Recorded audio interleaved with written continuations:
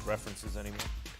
Let's pick up the pace. It's Max Speed. My quick thoughts on some news from the NBA playoffs. First up, the Cavs evened up their series with the Knicks after a blowout win in Game 2, and it was Darius Garland who came out very aggressively. But I gotta say, Aaron Dolan got this one right. Donovan Mitchell, she took the over on assists, and he was way over. He tripled the over-under.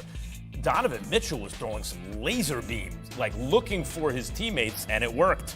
Meantime, Trae Young was showered with overrated chants during the Celtics Game 2 win in Boston.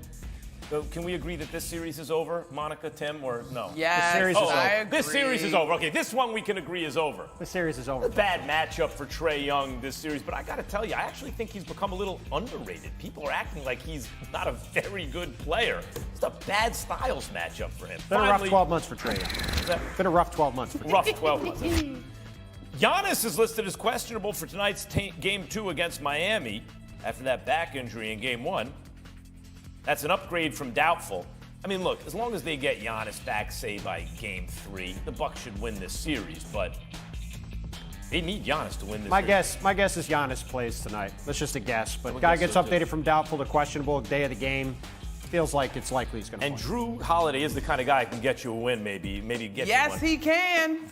Back to the big news in the NBA. Draymond Green's been suspended one game for stepping on the chest of Domantas Sabonis, stomping first and then jumping off him. In a statement, the league said the suspension was based in part on Green's history of unsportsmanlike acts. Draymond's going to miss tomorrow night's must-win Game 3 for the Warriors in San Francisco. Back here with Monica McNutt and Tim Bontemps. Guys, the reason I'm saying the series is over is because the Sacramento Kings are a handful, even if the Warriors are at home. And Draymond Green is a big part of what they do defensively, as you can see what happened when he went out of that game. Now, can they win this game? Yes, but now it's more difficult. And if they lose this game, the series is over, right? Why would the league do this now? Tim, what do you expect from the champs without Draymond tomorrow? I expect them to come out and play with a pretty massive chip on their shoulders. You know, I was in Oklahoma City for Game 6 in 2016 when everybody was writing off the Warriors after their 73-win season, and they were even down, I think, 10 to start the fourth quarter. Klay Thompson comes out, hit all those threes, and wins the game. This is not the first time this group has been in an adverse situation. These guys thrive in these kind of situations. I think Steph Curry and Klay Thompson have huge games tomorrow. And like I said earlier, I think the Warriors are going to win this game. Monica, why would someone bring up 2016 and Draymond Green when trying to prove the point that the Warriors are going to win without him? Because his previous history matters, according to the league statement. Look, I agree with Tim. I think the Warriors are going to come out. Here's the thing. The Kings have played to the strength of every one of the Warriors' weaknesses. They've made them defend. They haven't been able to turn that over on the road. However, the Warriors still have not shot the basketball the way that they are capable of and the way that the splits statistically indicate that they shoot at home. And so I don't think if these games had been 20-plus point victories for the Kings, maybe we're having a different conversation. But I think this is still a very, very tight series. The Warriors are due, to Monica's point, to have a massive shooting game at home and to go home in Game 3 in front of that Chase Center crowd, and for Steph Curry in particular to go off. In 2016, which is totally different. Of course, he has automatic suspension because of all the technicals. This is utter BS. No. I was talking about... No, but I understand. But what I'm saying is the thing that made that so tough to swallow for Warriors fans is Draymond was going to be MVP of the series if they win. Remember, he had that huge Game 7. Yeah, but I wasn't... And it points out, he's a big game player. I know, but I wasn't talking about the game he was suspended for. I understand. I was talking about the series before when they were down 3-1 and everyone wrote them off against the Thunder. Against the Thunder, sure. And they came back and won.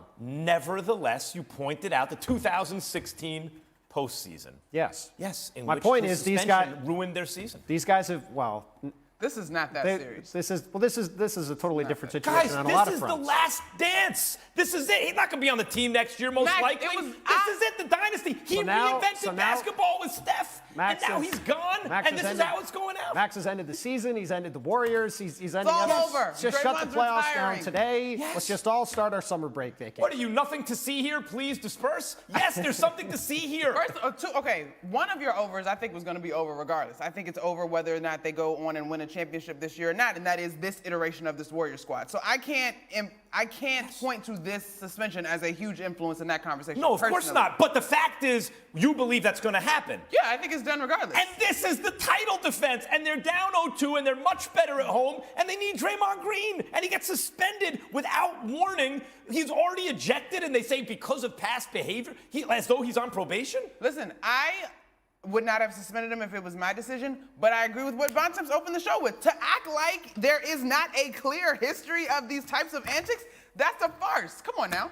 If you want him on probation, put him on probation. He's on probation. You're on probation. And you know what? It would be different if Draymond didn't acknowledge and lean into his villain role. Again, oh, I'm sorry. He shouted back at the crowd. I'm not even talking about shouting back at the crowd. I'm talking about on the Draymond Green podcast. Like, Draymond knows where he stands. No.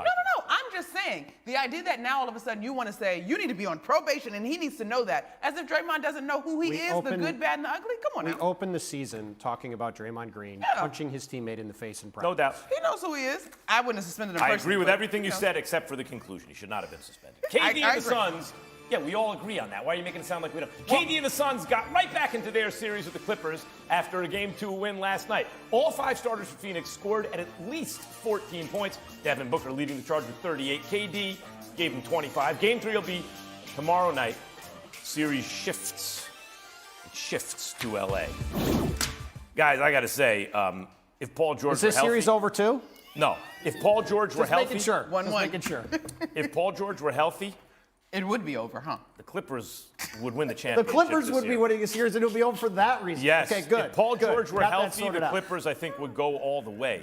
They're really, even without Paul George, they're going toe-to-toe with the Suns, who are a lot. And KD has clearly been looking for both games of the series.